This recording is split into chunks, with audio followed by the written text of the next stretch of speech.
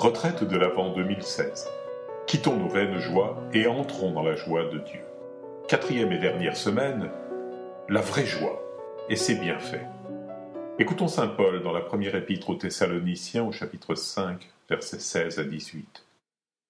Soyez toujours dans la joie, priez sans relâche, rendez grâce en toutes circonstances, c'est la volonté de Dieu à votre égard dans le Christ Jésus. Chers compagnons de route, chers retraitantes et retraitants, vous avez certainement ressenti au cours de cette retraite la surprenante justesse du regard de Saint Jean de la Croix.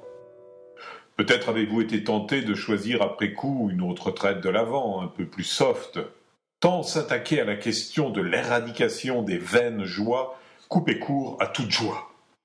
Après tout, cette retraite de l'Avent ne ressemble-t-elle pas trop à une retraite de carême ? Pourtant, quelle grâce que de pouvoir prendre en compte concrètement le commandement des commandements. Aimer Dieu de tout son être. C'est ce que nous avons vu la première semaine. Ensuite, connaître le cycle de la joie, objectif de notre 2e semaine. Et enfin, d'avoir le bon motif de se réjouir la semaine dernière. Quand on a pressenti la justesse de ces vues, reste à savoir comment faire. Et c'est là que les enseignements de Saint Jean de la Croix nous sont vraiment précieux. De plus, si nous avons pris au sérieux et testé ce qu'il nous conseille, nous découvrons à la pratique que la joie promise par Jésus n'est pas donnée comme un trophée lorsque nous atteignons le but, mais cette joie est offerte dès que l'on commence à marcher avec foi sur le chemin. Nous arrivons au terme du parcours de cette retraite du temps de l'Avent. La semaine dernière, nous avons vu les méfaits de l'attachement aux biens temporels. Est-il encore nécessaire de repréciser que c'est l'attachement qui est mauvais et non pas les biens ? Mais pour finir en beauté, nous allons voir les bienfaits du détachement que procure la vraie joie. Nous emprunterons à la montée du Carmel au livre 3 et au chapitre 20 l'enseignement de cette semaine.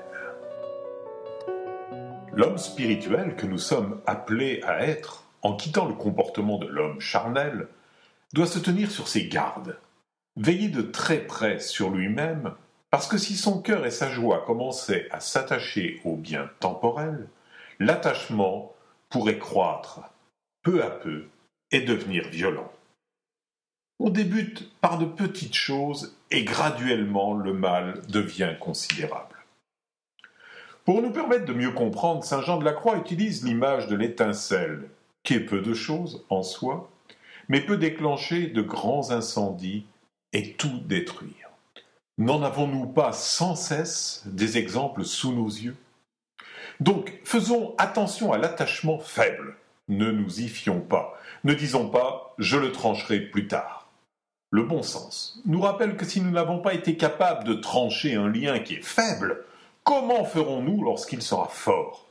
De plus, ce peut être une ruse de notre adversaire le diable qui nous inspire une telle pensée.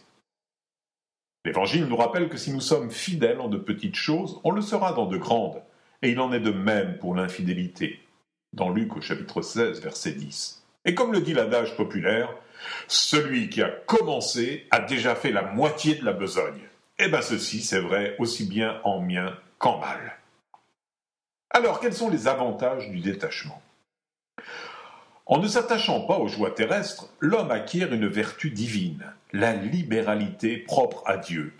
Et celle-ci est incompatible avec la convoitise. Le détachement nous procure, premièrement, la liberté d'esprit. Deuxièmement, la lucidité de la raison.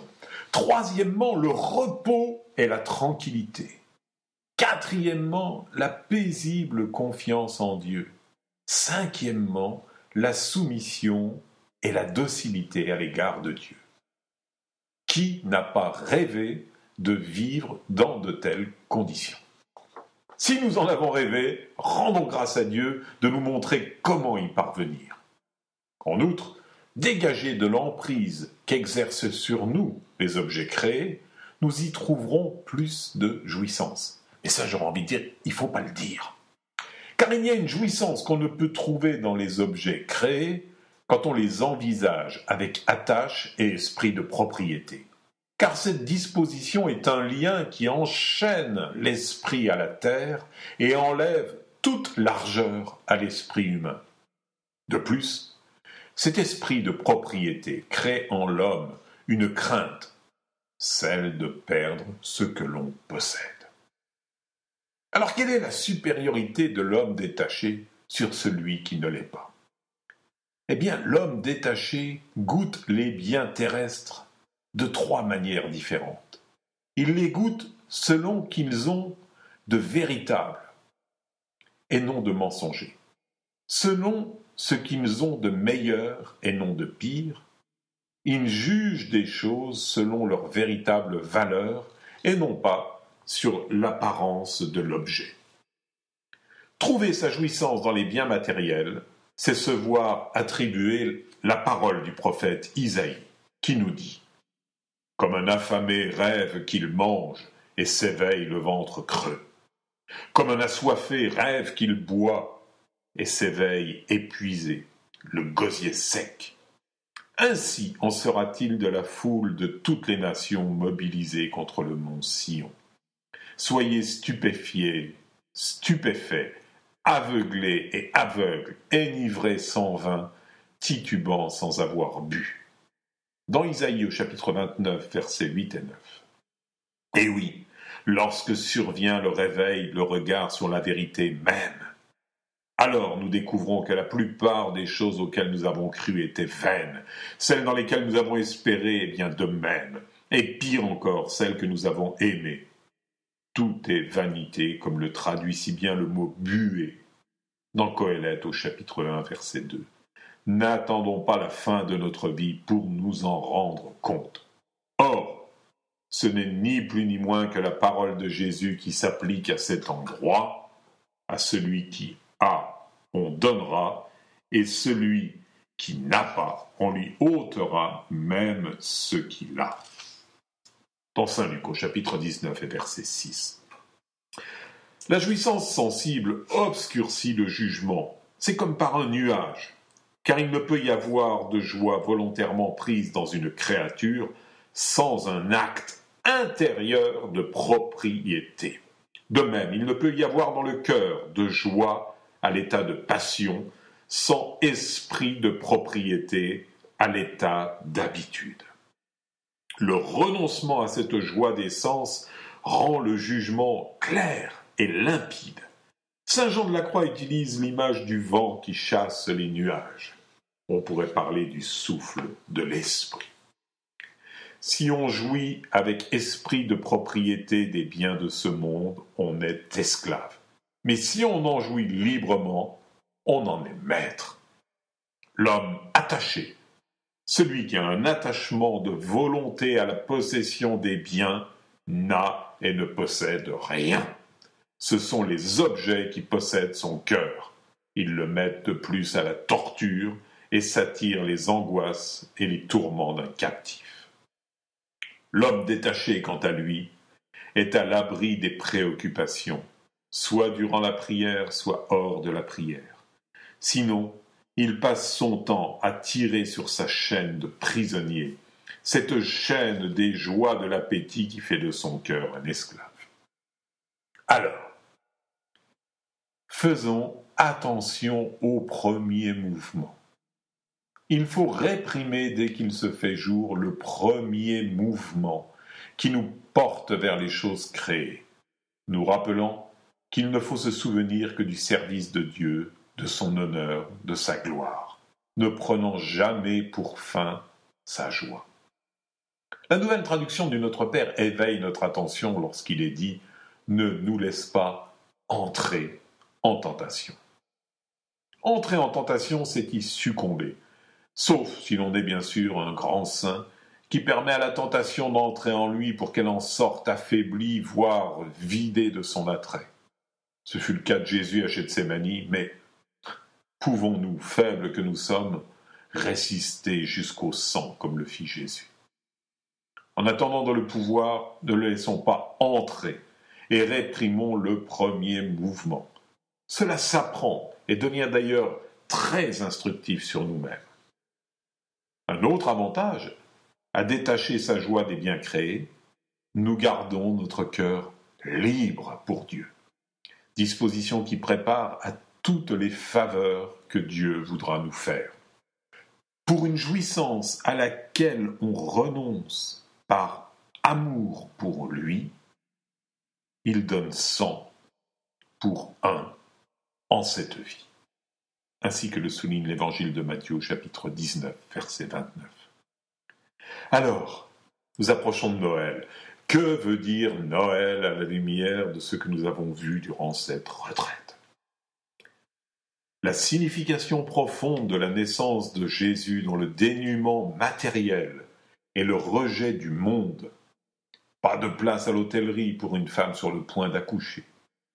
C'est une invitation que Jésus nous fait, dès son arrivée en ce monde, de ne pas puiser notre joie dans les biens terrestres, mais dans les joies célestes, celles qu'annoncent les anges.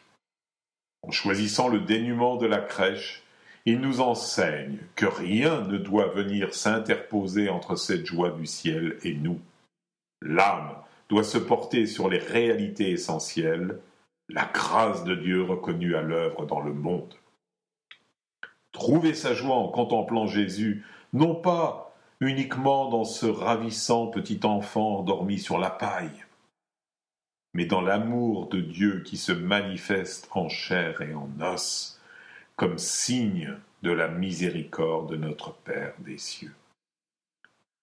Joie et lumière de la gloire éternelle du Père, le Très-Haut, le Très-Saint, au Jésus-Christ. Oui, nous pouvons dire cet hymne, la plus célèbre des prières du soir, avec saint Basile qui en s'en faisait déjà l'écho au IVe siècle. Alors, la joie de Noël résonnera en nous en communion avec celle des anges, et nous la partagerons avec tous ceux qui sont en communion de cœur avec nous, et ce, quelle que soit la distance physique qui nous sépare. N'oublions pas le conseil donné par saint Paul, appliquons-le dans le quotidien de nos vies.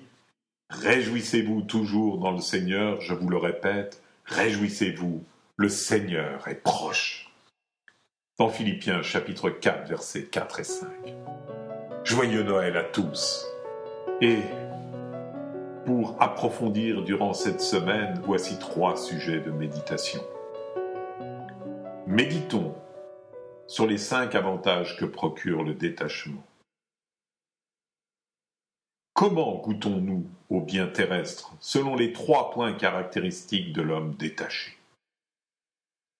Prenons la résolution de vivre selon le conseil de saint Paul, être toujours joyeux, prier sans cesse, rendre grâce à Dieu en toutes circonstances.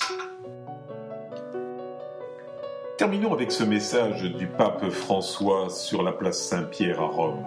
Il nous dit, pour ce temps de Noël, nous sommes appelés à nous laisser saisir par ce sentiment d'exultation. Cette exultation, cette joie. Mais un chrétien qui n'est pas joyeux, il y a quelque chose qui manque à ce chrétien, ou alors il n'est pas chrétien. Avançons joyeux et sans crainte, approchons-nous de la crèche et rayonnons de cette vraie joie dans le monde. Au cœur de ce temps de l'Avent, le pape nous invite à rayonner de la joie du cœur, la joie intérieure qui nous fait avancer et nous donne du courage, la joie authentique dont nous sommes appelés à redécouvrir la saveur de la vraie joie.